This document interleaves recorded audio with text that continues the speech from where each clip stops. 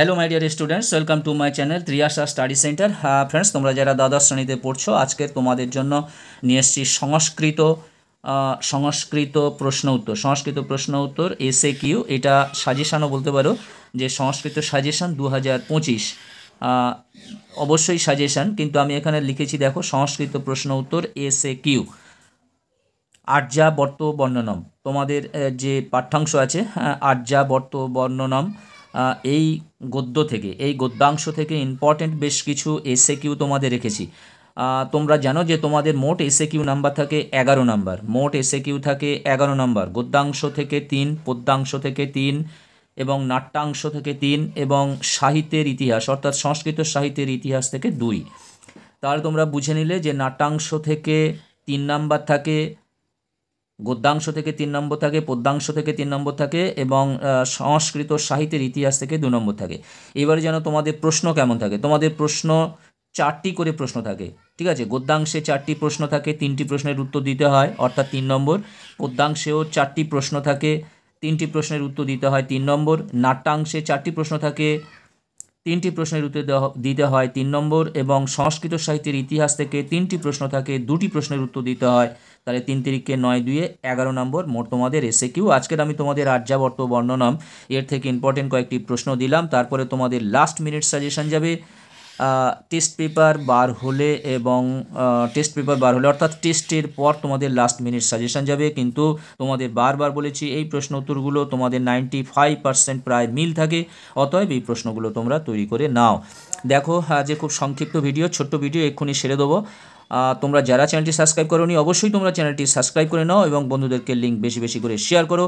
আর তোমাদের যারা একাদশের কোনো বন্ধু যদি থাকে, তাহলে তাদের কালকের 1টা থেকে 1:30, খুব বেশি হলে 2, 1:30 থেকে 2টোর মধ্যে একটা লাস্ট মিনিট সাজেশন পাবে দর্শনের। দেখো, একের দাগের প্রশ্ন, আর্যাবর্তের শিক্ষা ব্যবস্থা কেমন ছিল? আর্যাবর্তের শিক্ষা ব্যবস্থা ছিল মূলত গুরুকুল কেন্দ্রিক। লোকেরা গুরুকুলে গিয়ে শিক্ষা গ্রহণ করত। সশ্রিকা হরয় কথাটির অর্থ কী? সশ্রিকা হরয় কথার অর্থ হলো সুন্দর ঘোড়াগুলি। রামায়ণ চম্পুকাব্যের রচয়িতাকে? রামায়ণ চম্পুকাব্যের রচয়িতা হলেন মহারাজ ভোজ। সাংখ্য কি? ভারতবর্ষে প্রচলিত 6টি আস্তিক দর্শনের মধ্যে একটি অন্যতম দর্শন হলো সাংখ্য দর্শন। ত্রিবিক্রম ভট্টের আর এক নাম কি? ত্রিবিক্রম ভট্টের আর এক নাম হলো সিংহাদিত্য। ভীম ইব বলতে কি বোঝায়? ভীম ইব বলতে বোঝায় ভীমের মতো আকৃতি বিশিষ্ট। চেটিকা শব্দের অর্থ কি? চেটিকা শব্দের অর্থ হলো দাসী। ভারতালঙ্কারভূত বলতে কি বোঝানো হয়েছে? এটি একটি দ্ব্যর্থবোধক শব্দ। ভারত শব্দের অর্থ হলো মহাভারত, তার অলঙ্কারভূত হলো ভীম।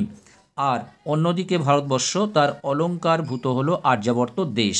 আর্যাবর্ত কিসের দ্বারা শোভিত? আর্যাবর্ত বর্ণনম পাঠ্যাংশে বা রচনাংশে প্রস্ফুটিত স্বর্ণপদ্ম ও নীল পদ্ম থেকে ঝরে পড়া পরাগ রেণুতে রঞ্জিত হাঁস রূপ অলঙ্কার দ্বারা শোভিত। কোন দেবতাকে বিনায়ক বলা হয়? গণেশ দেবতাকে বিনায়ক বলা হয়। আর্যাবর্তকে কিসের আকর বলা হয়? আর্যাবর্ত বর্ণনম রচনাংশে বর্ণনাকারক আর্যাবর্তকে সাধু ব্যবহারের বা সৎ ব্যবহারের আকর বলেছেন। কুবলয়ম পদটির সংস্কৃত প্রতিশব্দ কি? কুবলয়ম পদটির সংস্কৃত প্রতিশব্দ হলো নীলোৎপল। গ্রাম্য কবিদের কথাকাব্য কার কাছে মনোহর? গ্রাম্য কবিদের কথাকাব্য নীরস ব্যক্তির নিকট মনোহর। কুলস্ত্রীদের কার সঙ্গে তুলনা করা হয়েছে? আর্যাবর্তে কুলস্ত্রীদের সূর্যের দ্যুতির মতো নিষ্কলঙ্ক বলে তুলনা করা হয়েছে। আর্যাবর্ত বলতে কোন অঞ্চলকে বোঝায়? আর্যাবর্ত বলতে কোন অঞ্চলকে বোঝায়? বন্ধুরা, এখানে দেখতে পাচ্ছে স্টার দেওয়া আছে, কতগুলো প্রশ্ন স্টার দেওয়া আছে। স্টার দেওয়া প্রশ্নগুলো ভেরি ভেরি ইম্পর্টেন্ট। এই প্রশ্নগুলো খুব ভালো করে তৈরি করবে এবং লেখা প্র্যাকটিস করবে। আর্যাবর্তে কুলস্ত্রীদের সূর্যের দ্যুতির মতন আছে। আর্যাবর্ত বলতে কোন অঞ্চলকে বোঝায়? ভারতবর্ষের উত্তরাংশ এবং উত্তরে হিমালয় থেকে দক্ষিণে বিন্ধ্যাঞ্চল পর্যন্ত প্রদেশকে আর্যাবর্ত অঞ্চল বলা হয়। আর্যাবর্তের লোকেরা কাকে উপহাস করে? আর্যাবর্তের অধিবাসীরা স্বর্গের চেয়েও যেন বেশি সুখ ভোগ করে। আর্যাবর্ত যেন স্বর্গের চেয়েও শ্রেষ্ঠ, তাই তারা স্বর্গে থাকা দেবতাদের যেন উপহাস করে। সাংখ্যের ভূত বিকারবাদ কি? সাংখ্য দর্শনের জগতোৎপত্তি অর্থাৎ জগৎ উৎপত্তি সম্পর্কিত মতবাদ হলো ভূত বিকারবাদ। তাদের মতে পঞ্চভূত অর্থাৎ ক্ষিতি অপ তেজ মরুত বোম এই পঞ্চভূতের বিকাশ সংক্রান্ত তত্ত্ব। নাগলোক শব্দটির অর্থ কি? নাগলোক শব্দটির অর্থ হলো স্বর্গলোক। নগাহ শব্দের সংস্কৃত প্রতিশব্দ কি? গিরি। সমুপহসন্তি পদটির প্রত্যয় নির্ণয় করো। সম, তারপরে দেখো একটা হাইপেন স্পেস আছে, উপ স্পেস, তারপরে দেখো হস যুক্ত লট অন্তি। আর একটি প্রশ্ন তোমাদের আছে, মোট 21টি প্রশ্ন এর থেকে তোমাদেরকে রেখেছিলাম। এটি একটি প্রশ্ন, ত্রিবিক্রম ভট্টের দুটি বিখ্যাত কৃতির নাম লেখো। এখানে দেখতে পাচ্ছ ত্রিবিক্রম ভট্টের বিখ্যাত দুটি কৃতি হলো নলচম্পু ও মদালসা চম্পু রচনা। এই দুটি রচনা তার বিখ্যাত দুটি কৃতি। এই মোট 21টি প্রশ্ন তোমাদের কাছে দিলাম। তোমরা অবশ্যই প্রশ্নগুলি এখন ভালো করে তৈরি করো। বন্ধুরা, তোমরা যারা চ্যানেলটি সাবস্ক্রাইব করোনি, অবশ্যই তোমরা চ্যানেলটি সাবস্ক্রাইব করে নাও এবং বন্ধুদেরকে লিঙ্ক বেশি বেশি করে শেয়ার করো। আবার কথা হবে আগামীকাল নেক্সট ভিডিওতে। এডুকেশন কিংবা ফিলোসফি এই দুটি সাবজেক্টের মধ্যে একটি সাবজেক্টের ভিডিও আমি নিয়ে আসবো। তোমরা অবশ্যই সাবস্ক্রাইব করে নাও। তোমরা সবাই ভালো থাকবে, সুস্থ থাকবে।